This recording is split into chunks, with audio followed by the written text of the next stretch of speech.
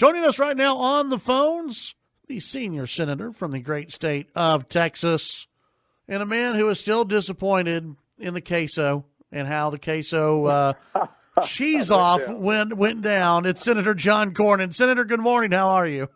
Hey, good morning, Chad. Good to be with you. Thank you. So, okay, before we get into the serious stuff, well, I guess this is pretty serious.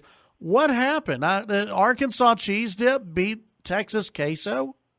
I think we were sabotaged. I tasted the Arkansas cheese dip, and it was warm and spicy, and it was, it wasn't that bad. It wasn't as good as chile con queso, and then I tasted the queso that had been delivered into the Senate, the dining facility where we were located, and it was cold. Oh no! And nobody eats cold queso, so no. I think we were sabotaged. It's just wrong. I demand a recount, and we're gonna keep this going as long as possible. Senator, let's start off with I guess one to get your thoughts on former Texas Governor Rick Perry being named by Donald Trump as the next Secretary of Energy, and also President-elect Trump yesterday officially naming Rex Tillerson as his choice for Secretary of State. Well, I couldn't be more excited about these two Texans. Of course, Governor Perry was a great governor for the state of Texas, and obviously we're the number one energy producer in the country, and I think there's a lot of lessons the rest of the country could learn and that Governor Perry can take with him to Washington, heading up the Department of Energy. Particularly on a lot of the government-owned lands that are very restrictive in terms of their willingness to allow development of those properties in a responsible sort of way. I just think Rick's a great choice. He's run a large state, and he's been very successful. Rex Tillerson, on the other hand, is a little bit of a surprising choice, but I've known him for a long time and always found him to be enormously wise and talented in the way he's handled himself. Obviously, running the largest corporation in the world, ExxonMobil, he's come in contact with leaders around the world and negotiated deals with them, and basically he's going to take that private sector experience and put it to work for the American people. Do you have any concerns? I know some of your other colleagues have voiced concerns about his ties to the Russian president and also to Russia, and then others have expressed concern because they're not sure exactly where he stands on climate change. It's something that John Kerry had a big hand in with the Paris Accords and carbon taxes as well. Well, Mr. Tillerson is going to be respectful of the questions that have been raised by my colleagues, as he should be, and he's going to have to answer all those questions. I would just say that I would expect that while representing the shareholders of ExxonMobil, he would negotiate deals that would be in to their benefit. Likewise, leaving the private sector, going to the public sector as Secretary of State, I would expect him to negotiate deals that benefit the American people and not foreign countries. So, I don't think anybody's sentimental about Vladimir Putin. He's a stone cold killer and a thug, but I think at the same time he's not somebody that can be ignored. And certainly we're going to have to engage with him. And I think Tillerson's experience would be a benefit to the American people. Overall, with Russia, obviously you've heard all the chatter in the headlines. The CIA says that, or at least someone within the CIA says that Russia had some type of influence over the U.S. election. You have some electors who are wanting a security briefing on Trump's relationship with Russia. What are your overall feelings on, the alleged Russian influence on the U.S. election? Is this something that needs to be investigated, or, should it be handled a different way?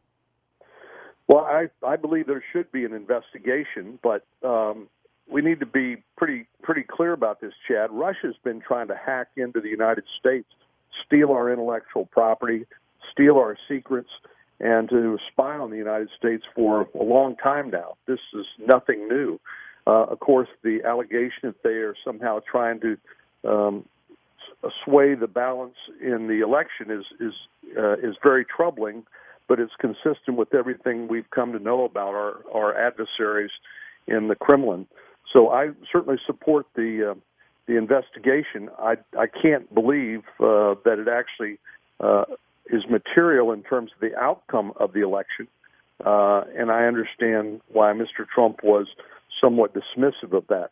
But we need to get the consensus from the intelligence community and the counter-intelligence community, including the FBI, which apparently had a little bit different view, as did the Director of National Intelligence, and find out everything we can to get to the bottom of it, to protect ourselves not only from them dabbling in our elections, but also spying on our country and threatening our security. When it comes to any of these allegations that the CIA has put forward of Russian influence on the election, is this information that needs to be laid out to the American people, because it's about voting, and something that we all hold dear, or should hold dear, is our vote and how we vote and the information that we get.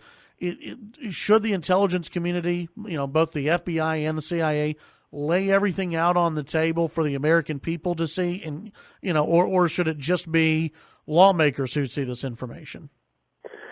Well, this is kind of a classic conundrum, Chad, because a lot of this information is classified, and we want to make sure that the sources and methods by which we collect this information is protected for the safety of the people who provide it, and to maintain those sources for the future. But I would hope that as part of this process, the administration and the Congress would try to seek to declassify as much information as possible, consistent with protecting those sources and methods, so to give the American people reassurance that their vote counts and that it was not somehow influenced by a foreign country. Before the election, there was an observation made that our voting occurs actually at the state and local level, so it would be very hard for a foreign country to influence it. If it were centralized out of Washington, D.C., it'd be much easier, but regardless of that, I think it's important to get to the bottom of it, starting first with Congress and going through those classified sources, and then trying to declassify as much as we possibly can to reassure the American people that their vote has been counted. Visiting with U.S. Senator John Cornyn. Let's look ahead to 2017. What are your priorities, and what are the priorities of the Senate moving into 2017?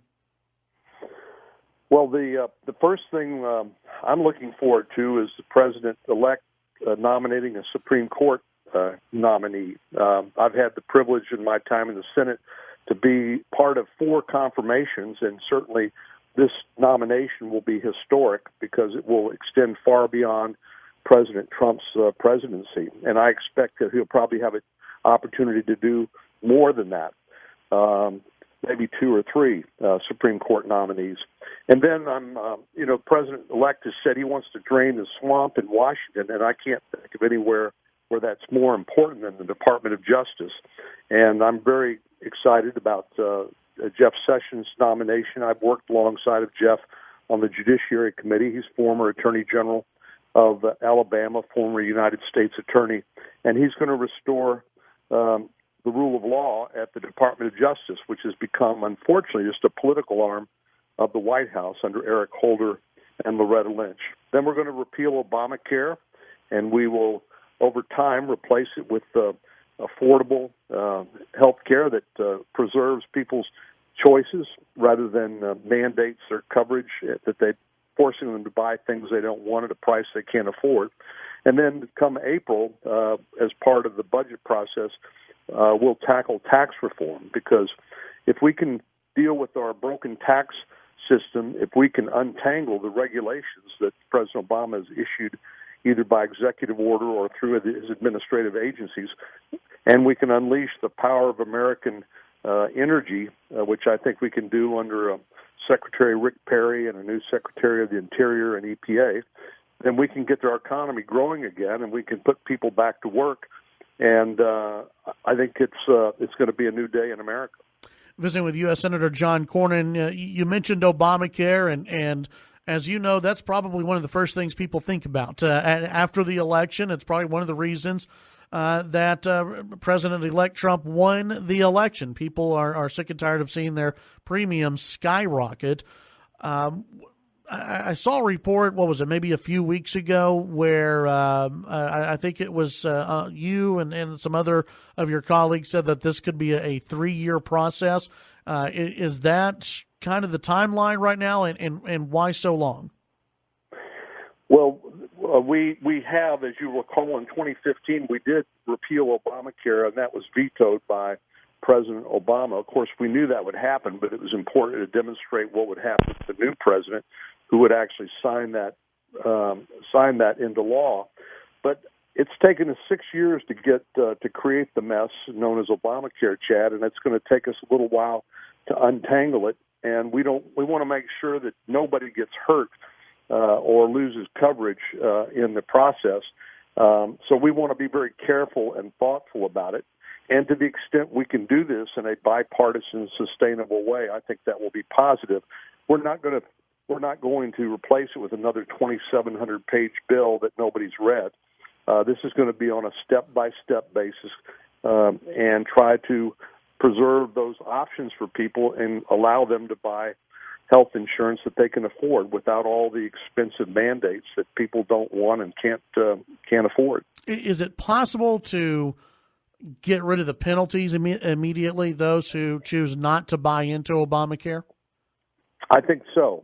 I think there's a number of things like the penalties and the mandates.